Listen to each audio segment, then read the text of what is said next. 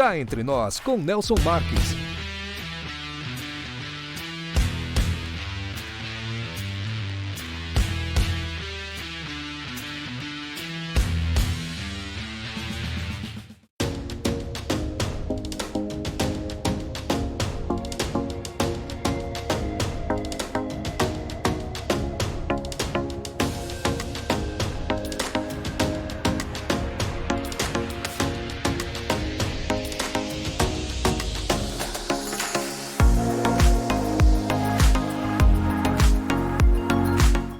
Você já conhece a indústria Marques da Costa? Fundada em 1964, a indústria Marques da Costa tem sido referência em excelência e inovação no setor açucareiro, revolucionando o processo de limpeza da tubulação dos evaporadores nas usinas de açúcar e álcool.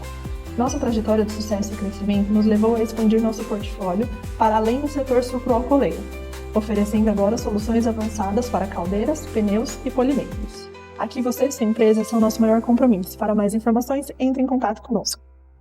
Olá pessoal, estamos iniciando mais um Cá Entre Nós e hoje recebendo o Dr. Marco Aurélio Cremasco, natural de Guaraci, Paraná, e é professor titular em Engenharia Química e livre-docente em transferência de massa pela Unicamp. Com uma formação sólida, incluindo pós-doutorado em Engenharia Química pela Purdue University, nos Estados Unidos, Cremasco tem se destacado em sua carreira acadêmica e científica. Ele recebeu o prêmio de reconhecimento docente pela dedicação ao ensino de graduação da Unicamp em 2012 e o prêmio Inventores Unicamp em 2017, 2019 e 2021. Autor prolífico, publicou livros técnicos e literários, sendo indicado ao prêmio Jabuti em várias ocasiões. Além de suas contribuições acadêmicas, possui 4 patentes concedidas, 4 patentes depositadas e 2 softwares registrados no INPI. Atualmente, atua como assessor na Pró-Reitoria de Extensão, Esporte e Cultura da Unicamp e é membro do Conselho Editorial da Blucher, editora de São Paulo, e da editora da Unicamp. Obrigado por aceitar nosso convite. Dr. Marco Aurélio Cremasco, seja muito bem-vindo ao Cá Entre Nós. Olá, Nelson. Eu espero que você esteja bem, assim como todos aqueles que estão nos acompanhando. Para mim é uma satisfação estar com você e com todo esse seu pessoal, porque eu entendo que essa nossa conversa possibilita também essa interface, né, entre a universidade e a sociedade. Sempre lembrando que a universidade faz parte da sociedade, então para a gente é uma oportunidade como poucas. Muito obrigado. É verdade, a gente que agradece aí a sua disponibilidade em poder nos atender e transferir um pouco dos seus conhecimentos adquiridos ao longo desses anos todos de bagagem e poder passar aqui de uma maneira entendível para nós que somos leigos e gostamos de acessar esses conhecimentos. Muitíssimo obrigado mesmo por aceitar o nosso convite. E hoje nosso bate-papo vai ser assim em torno de esperança e inovação. Esse é o nosso tema. O papel da engenharia química na superação da crise de medicamentos imunossupressores. E eu começo então querendo saber o seguinte, doutor Marco. A pandemia de Covid-19 exacerbou a escassez de medicamentos imunossupressores no SUS. Quais estratégias a engenharia química pode oferecer para minimizar esse tipo de crise no futuro? Nelson, essa sua primeira pergunta eu entendo que é decisiva e é algo que a gente jamais pode esquecer na nossa história pessoal e de país, que foi a pandemia. Mas eu gostaria de desenvolver a minha resposta em 2 partes. Tá? A primeira é contextualizando o papel da engenharia química em eventos à semelhança da pandemia. E principalmente apontando o que a engenharia química contribuiu e pode contribuir em situações à semelhança. Por exemplo, a engenharia química está diretamente envolvida a obtenção e processamento de vacinas utilizadas na Covid, por exemplo. Tá? Uma outra coisa, o desenvolvimento de nanopartículas que atuam como vetores para fármacos usados para combater a Covid-19. A produção de membranas inteligentes para a fabricação de máscaras protetoras. Em relação a isso, inclusive, a engenharia química pode contribuir com modelos matemáticos, por exemplo, para prever o distanciamento ideal entre as pessoas. Tá? O desenvolvimento de máscaras inteligentes. Assim como o aprimoramento de filtros de ar, né, para higienizar o ambiente, o aumento e a otimização de processos que possibilitem, por exemplo, álcool gel, álcool isopropílico para limpar computador, limpar celular, esse tipo de coisa. E alguma coisa extremamente importante, o aperfeiçoamento de técnicas para a produção, ô Nelson, de oxigênio hospitalar, tá? De tal maneira que se consiga, assim, desenvolver microusinas e ser levado, por exemplo, para pequenas cidades. Então, a engenharia, no contexto da Covid, traz essa contribuição. Agora, como a gente pode pensar no futuro para uma situação de pandemia e outras situações inerentes ao processo produtivo que afeta a humanidade? E, nesse caso, a gente tem um norte, Nelson. O norte chama Objetivos do Desenvolvimento Sustentável, as tais das ODS. Sim. As ODS, na medida que a gente pensa no meio produtivo, além de atender as demandas da sociedade, a gente vê as demandas da sociedade enquanto demandas sociais. Por exemplo, o primeiro objetivo da ODS é em relação à pobreza. O segundo objetivo é em relação à fome. E quando a gente fala em relação à fome, como a engenharia química pode contribuir com isso? A engenharia química pode contribuir, como, por exemplo, como é que a gente pode desenvolver fertilizantes inteligentes sem que afete o meio ambiente? Se nós lançarmos mão para o terceiro objetivo, que diz exatamente em relação à saúde, como a engenharia química, e quando eu falo em engenharia química, a gente está lançando mão da nossa expertise. Na primeira resposta, falei como a engenharia química pode contribuir no campo da saúde. E são vários, por exemplo, a questão da energia limpa, que é uma ODS, a questão da água, a questão da poluição. Ou seja, na medida que nós temos as ODS, na medida que as empresas olhem para as ODS de tal maneira o que está por trás disso? O que a gente quer para o nosso futuro? Minimamente manter algo que tem hoje, mas sempre melhorando a qualidade de vida das pessoas. Então, como é que eu entendo o papel da engenharia, não só da engenharia, mas de qualquer profissão, é a gente pensar no futuro, mas, sobretudo, no aspecto social. Lembrando, quem faz o futuro são as pessoas, sem jamais comprometer, por exemplo, o meio ambiente. Verdade. Perfeito. É uma explicação muito clara. É isso que a gente precisa aqui, esclarecimentos sem muitas delongas. Parabéns pela resposta. Muito obrigado, doutor. É isso mesmo que a gente esperava, uma resposta como essa.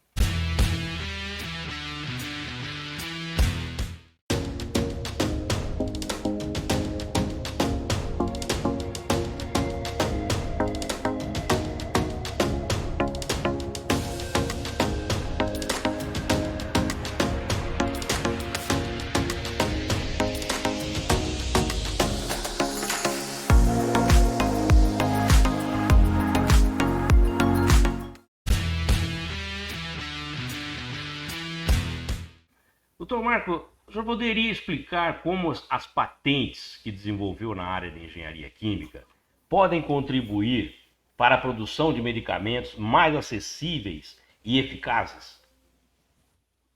Então, aqui complementa a resposta anterior, né? Felizmente, aqui na Unicamp, Nelson, a gente tem a Agência de Inovação, que é a Inova. E na vida acadêmica, nós temos que, além da aula, da sala de aula, nós precisamos orientar alunos de iniciação científica na fase de graduação, os alunos de mestrado e doutorado, e essa produção, usualmente, direcionado, por exemplo, à publicação de artigos em revistas científicas. Perfeito. Mas o Brasil carece desse desenvolvimento tecnológico. E esse desenvolvimento tecnológico, ele também é traduzido em patentes, né? Que a patentes é algo novo que se desenvolve, enquanto na Europa isso se desenvolve em empresas, Aqui, no Brasil, quem faz boa parte é a universidade. Tem a Petrobras que contribui de maneira bastante importante, mas boa parte são nas universidades. No caso específico, que nos diz respeito, nós temos algumas patentes depositadas e outras concedidas.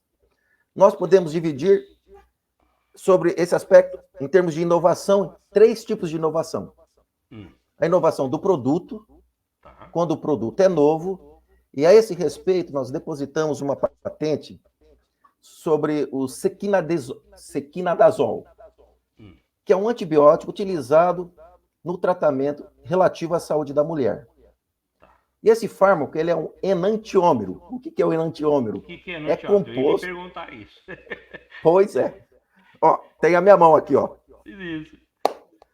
O enantiômero é como se fosse esse fármaco. Tá. Então, ele é composto das 2 mãos. Se eu faço assim, deixa eu olhar aqui para a câmera. Tá. Eu tenho um R, né, enantiômero, por exemplo, e S enantiômero. Tá? E o que acaba acontecendo? No caso do sequinadazol, o que se usualmente vende é a forma racêmica. E essa forma racêmica tem uma certa dosagem e atinge determinados micro-organismos, as bactérias. Na medida que a gente separa esses fármacos, por exemplo, um determinado R fármaco, ele atua, por exemplo, para bactérias gram-positivas e o outro para bactérias gram-negativas. Ou seja, com isso se aumenta a especificidade de cada molécula. O que acaba acontecendo com isso? A gente diminui a dose dessas moléculas do fármaco. Por via de consequência, por exemplo, diminui os efeitos colaterais da medicação. Além da possibilidade de aumentar a sua produção. Então, esse seria algo que nós desenvolvemos, que seria, então, uma patente de produto. Tá? Uma patente de processo, por exemplo, foi quando nós desenvolvemos todo um processo da obtenção do imunossupressor chamado tacrolimo. O que é um imunossupressor? É aquilo que faz que um enxerto seja bem recebido pelo corpo e, com isso, a pessoa tem uma sobrevida aí com um bom tempo, tá? Ou seja, o que é o processo? É desde a obtenção, nesse caso específico, foi obtido via fermentação, ou seja, é um processo natural, tá? E com todas as etapas. Então, isso seria uma inovação em termos de processo. Daí tem também a inovação em produtos em termos de equipamento, tá? Esse equipamento, por exemplo, quando a gente faz a fermentação, a gente precisa separar, que a gente chama de micela. O que é micela? Por exemplo, quando o pessoal vai tomar cerveja, então tem a tal da cerveja, o chopp, tá? E a cerveja que a gente toma em garrafa, tem uma diferença aí. Sim. Tá? A diferença é o tal do fermento.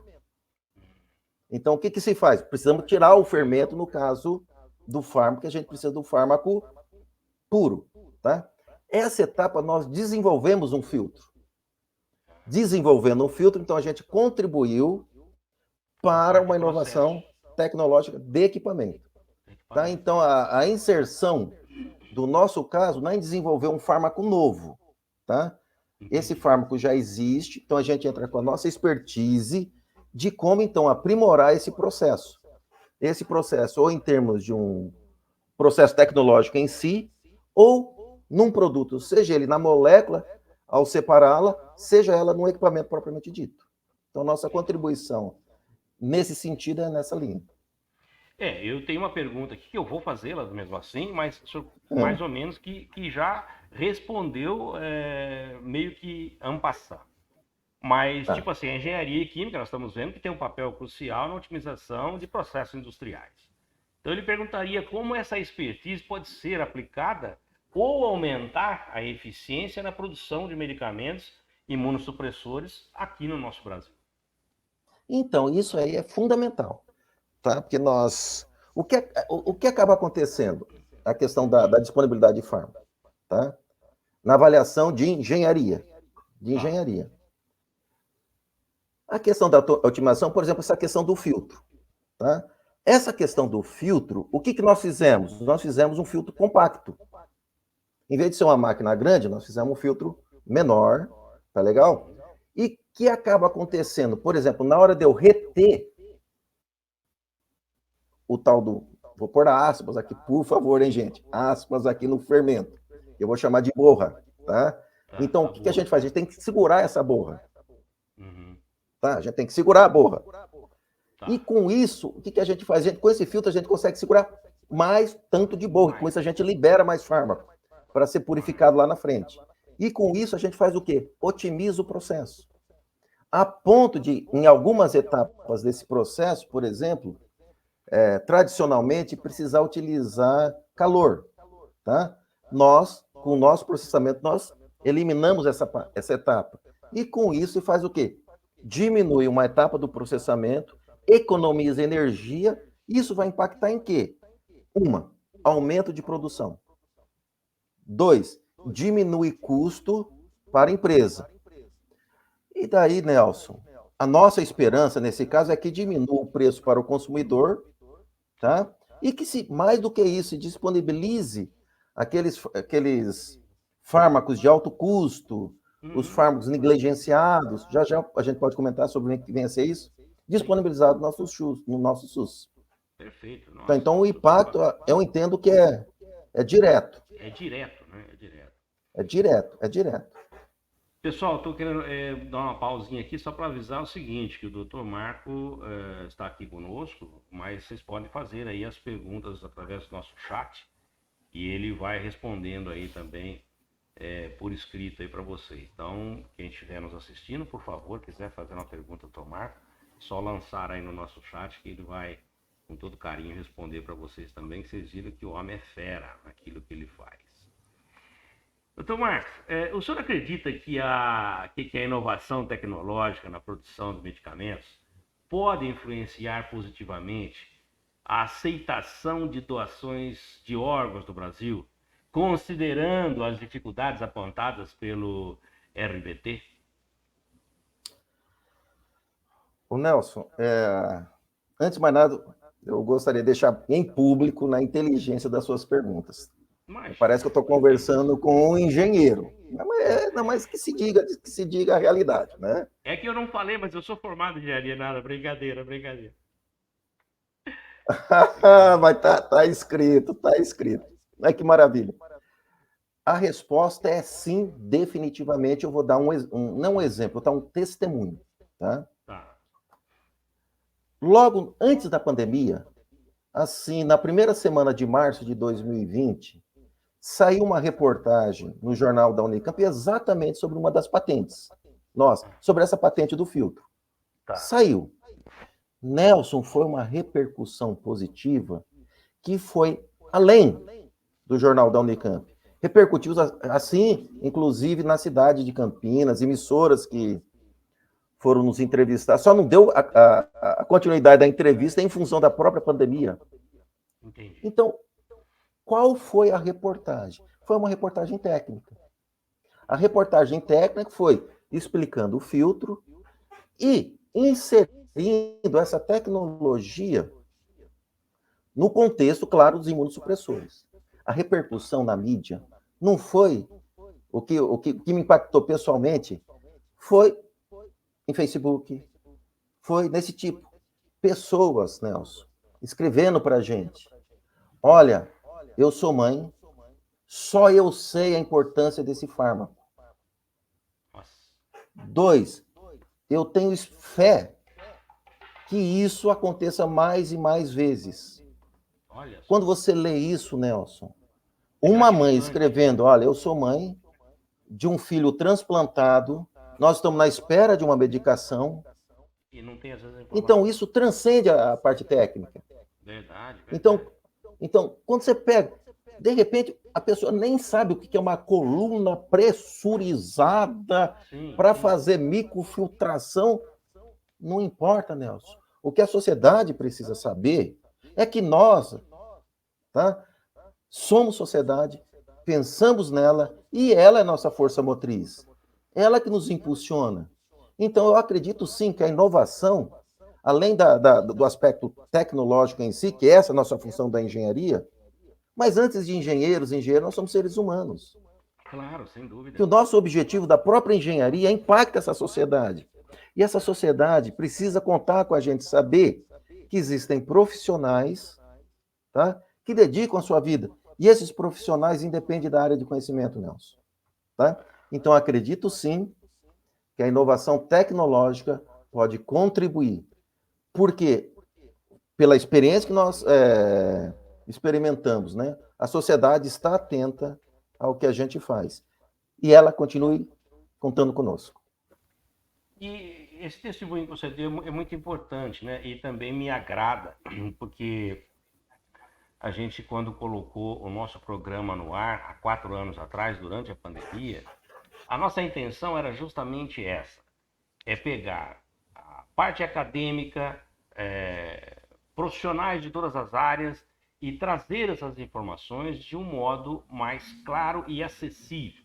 Porque nós sabemos que hoje em dia as redes sociais são muito fortes, todas elas. Então, quanto mais informações, com conteúdo obviamente analisado e com pessoas que sabem o que estão falando, é super importante. E isso nos agrada muito, de a gente estar tendo a possibilidade de entrevistando várias pessoas com a capacidade que vocês têm, de cada um na sua área, se expressar de maneira tranquila e acessível para todos nós aí que estamos carentes de informação. Muito obrigado. Isso é super importante.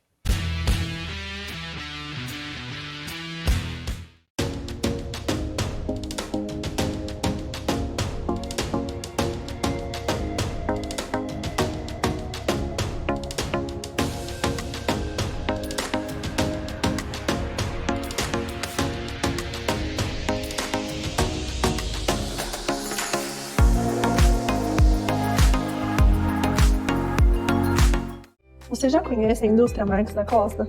Fundada em 1964, a indústria Marques da Costa tem sido referência em excelência e inovação no setor açucareiro, revolucionando o processo de limpeza da tubulação dos evaporadores nas usinas de açúcar e álcool.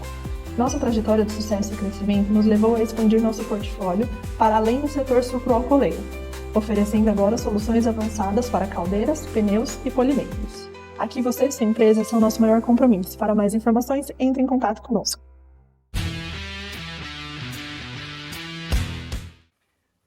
Doutor Marco, como que a interdisciplinaridade entre engenharia química e a área médica pode acelerar a resolução de crises de abastecimento de medicamentos no sistema público de saúde?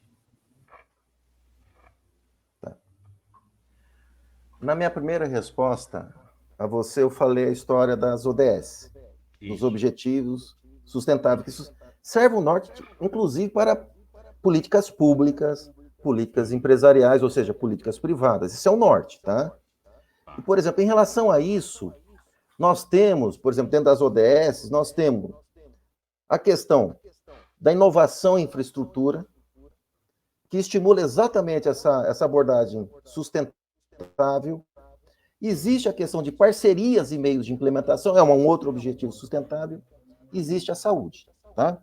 Daí, quando a gente fala de interdisciplinaridade, me permita, Nelson, retomar aquela história da produção do fármaco, tá? Via fermentação.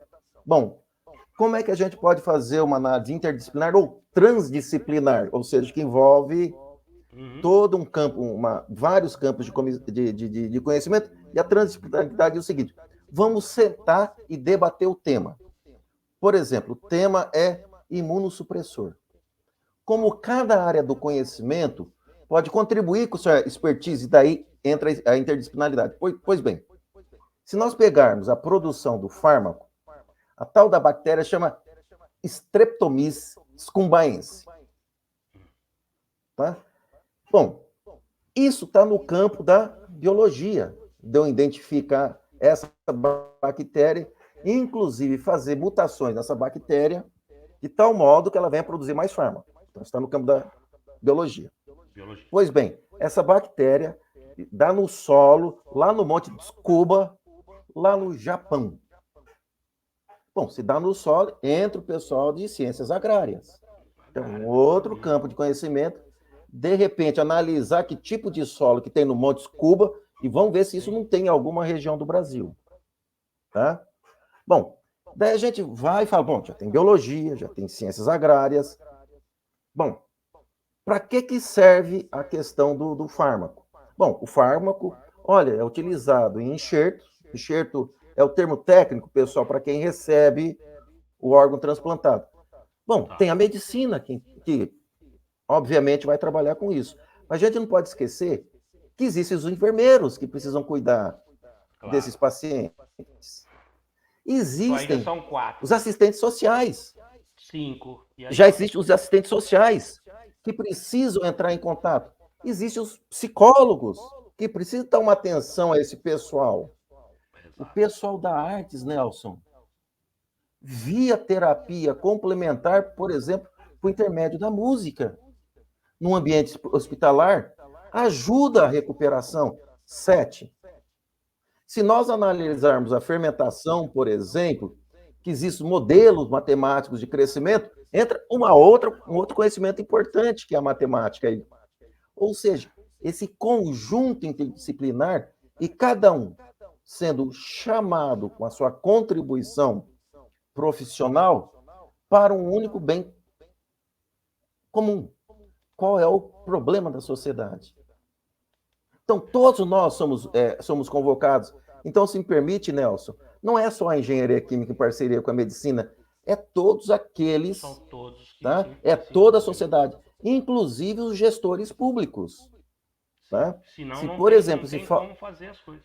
Não tem como, por exemplo, se existe uma falta de um determinado fármaco no SUS, por exemplo, como todos esses profissionais vão ser convocados para contribuir de uma maneira efetiva, tá?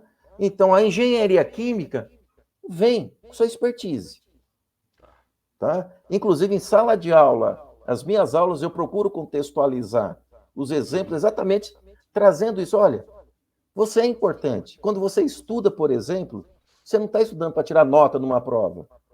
Não se esqueça que o que você está fazendo num futuro próximo pode ajudar não só a empresa onde você trabalhar, mas pode ajudar diretamente a sociedade. É verdade. E isso, Nelson, numa avaliação, vale, por exemplo, a mudança climática. Sim. Vale para a fome.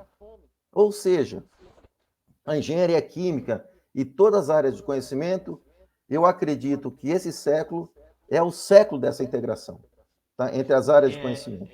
É um elo dessa corrente. É um elo.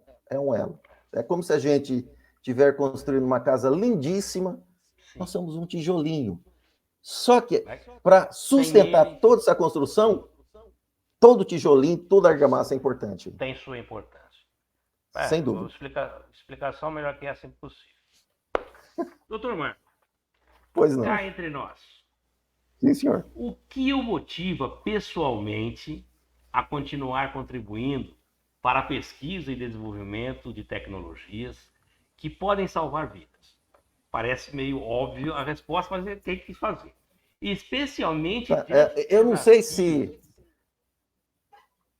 Pode falar. Eu não sei se vocês estão vendo esse lacinho aqui. Tô vendo. É um lacinho verde. Uhum. É um lacinho verde. Sim. Gente, eu sou corintiano, então usar coisa verde para mim é meio complicado, tá? Tem que ser muito... Esse verde... Muita... tem que ter... Tem uma importância muito, né, grande. Exatamente. A importância porque o verde é a cor da esperança. Tá certo. E o laço verde é o símbolo da campanha de doação de órgãos. E esse ano, a Unicamp está fazendo 40 anos, e aqui vai meu abraço pela docente da cadeira de nefrologia, a doutora Marilda Mazzali, tá? Que dedica a sua vida em prol das nossas irmãs e nossos irmãos. Então, em relação a esse lacinho verde, já que o tema é inovação e esperança, me permita, Nelson, contar uma historinha. Claro, sem sombra de Tá? dúvida. E qual é a historinha? Pessoal que está nos ouvindo, nos assistindo, qual é a diferença entre espera e esperança? Então, imagine a seguinte situação. Uma determinada pessoa tem um mal-estar e sofre um desmaio. Então, os familiares chegam, olha, não se preocupa nada, mas a gente precisa consultar um médico. Então, ele vai até o médico. No médico, ele fica na sala de espera, na esperança que só foi um desmaio.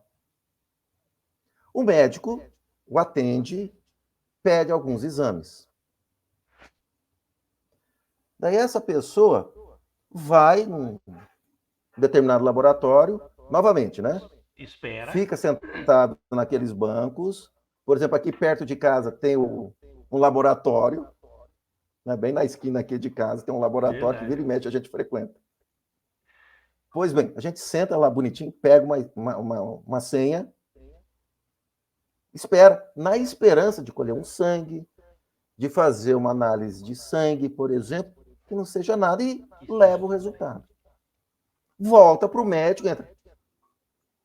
Na esperança de nada, o médico pega e analisa. E daí começa. Olha, o seu caso é um problema que merece cuidado.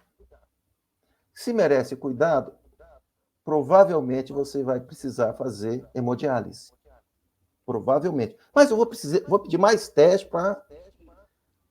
Só que o tempo passa, Nelson, nessa história de espera e esperança, e confirma a necessidade da pessoa em fazer uma hemodiálise. Pessoal, hemodiálise é o seguinte, é um tratamento destinado ao pessoal que tem insuficiência renal, que precisa, mas um negócio de eliminar as impurezas do sangue, tá? Então, essa pessoa, o médico chega e fala, olha, você vai precisar fazer esse tratamento.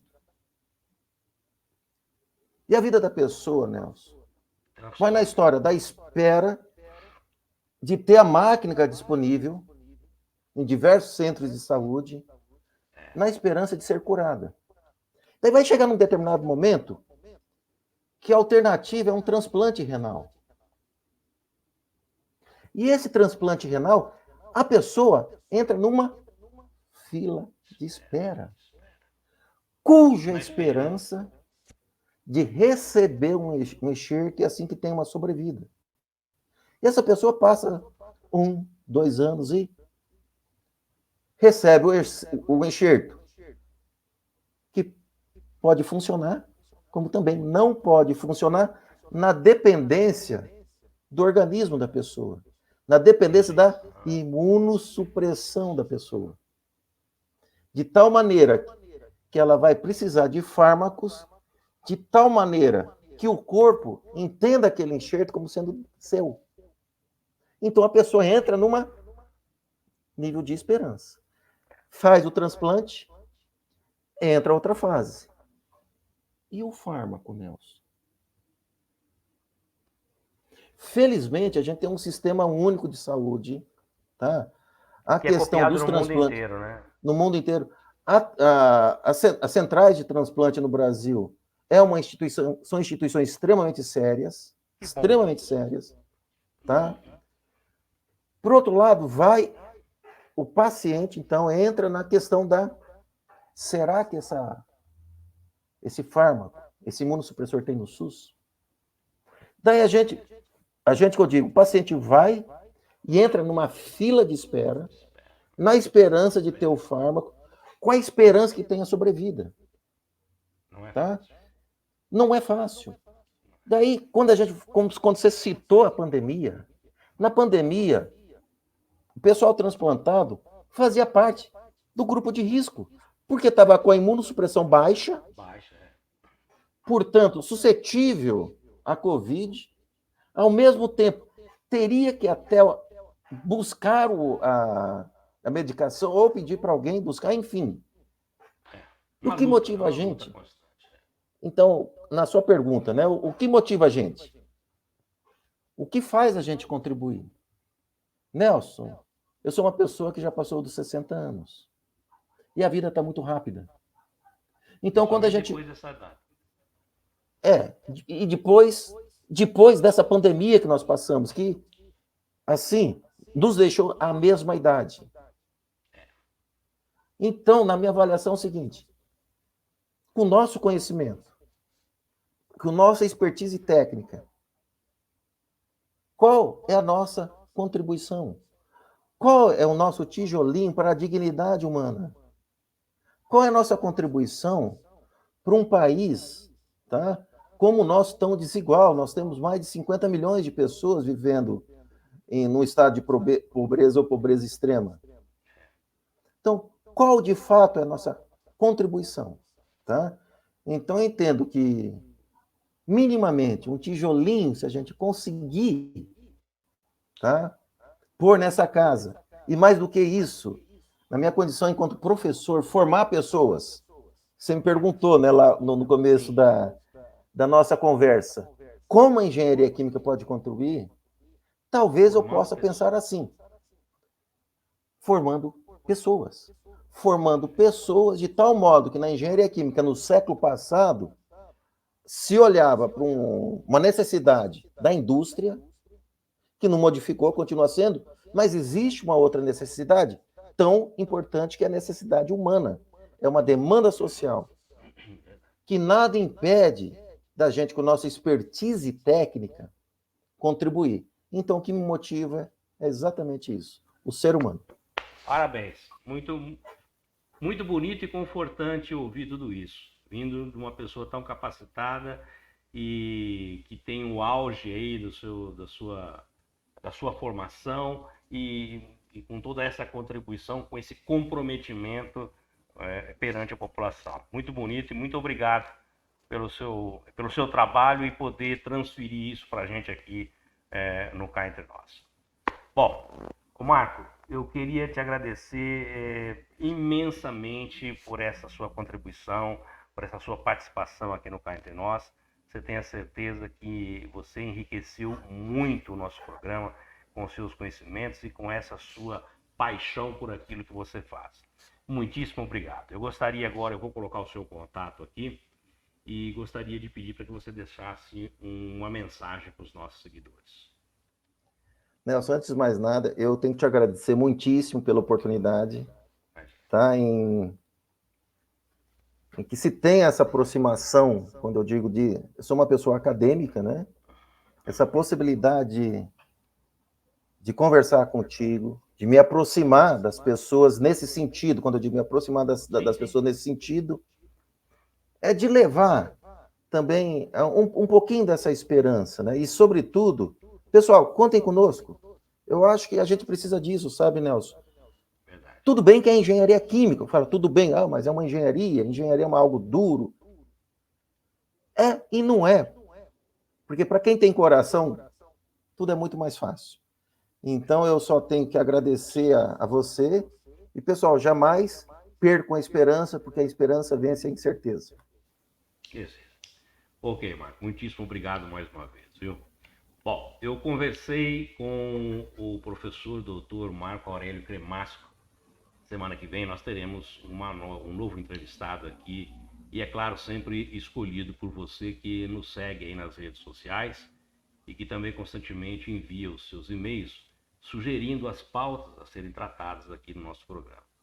Lembrando que se você ainda não se inscreveu no nosso canal, por favor, inscreva-se, ative o sininho para receber as nossas notificações.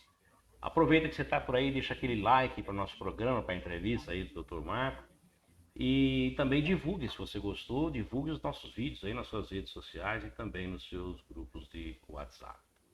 A todos que ficaram conosco até agora, nosso muito obrigado pelo carinho da audiência e até a semana que vem com uma nova entrevista. Solta a vinheta. Cá Entre Nós com Nelson Marques.